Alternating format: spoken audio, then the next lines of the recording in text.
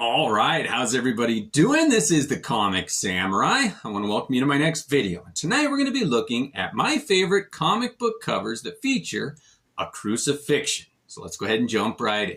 First up, we got this The Boys number 44 with a beautiful cover done by Derek Robertson.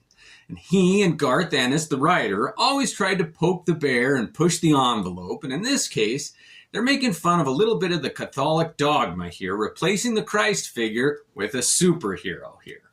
Next up, we got Chosen number 1, written by Mark Millar. And it seems like he's in a competition with Garth Ennis on who can upset the Christians the most. And this comic was controversial when it came out because it questioned Christian values. This one is an interesting comic. I enjoyed it.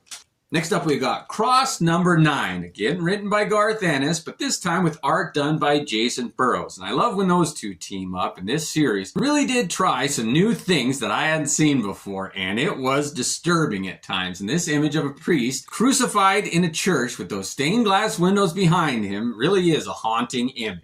Next up, we got Green Lantern number 89. And this is probably one of the most iconic images done by Neil Adams in that Green Lantern run. They've got this Christ-like figure crucified here, and it was a neat trick that he pulled. It's the wing of a plane there, but the brown that they used in the coloring really does look like a cross there. And you've got Green Lantern and Green Arrow there trying to rescue him or fight alongside him, but this really is a good crucifixion cover. Next up, we got The Northman number 3. Now, when I did this one, the story did involve a crucifixion. And I tried to capture that image of a hand with a stake driven through it, but I made a mistake on it. And if you can find the mistake that I made, once you see it, it's very obvious and it's glaring. I'll give you a free copy of this comic book. Not that that's much of a prize. Anyway, moving on. Next up, we got Fantastic Four number 280. And I love the symbolism on this cover of the Fantastic Four, drawn by John Byrne, crucified on the words hate. And I love when they use text and typography in the cover of a comic book. And this one really does sum up the message that they were trying to get across in this one. They fight the hate monger, and it's a great symbolic cover. Next up, we got Tales of the Teen Titans number 41. This is George Perez's take on a crucifixion. All the members of the new Teen Titans are crucified in the background there. And this Baron Blood there is a great villain to have crucified those characters. I like that. A lot of religious undertones in that one. Next up, we got Hercules number 3, and this is a Bob Layton cover, and I love his art. He did a great job on his Hercules miniseries here, and it's got Hercules, the titular character, being crucified. He is part of the Greek mythology, and it's interesting that another godlike character gets crucified on the cover of a comic. I love that Bob Layton image.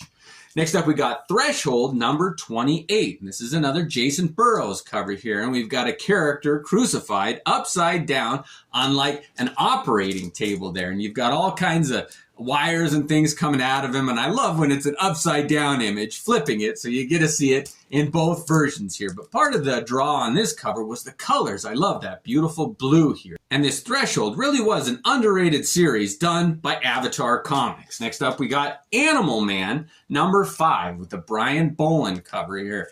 And he really did try to get that metaphor across of Animal Man kind of being a savior-like figure. He's not exactly crucified, but he's in a crucified form there on a crossroad, and that's another religious symbol right there. But here we break the fourth wall and you see the artist's hand, Brian Boland's, drawing Animal Man. So there's so many symbols and messages in this cover. I love it. And the use of those tire tracks as the cross is so creative. I dig this underrated cover.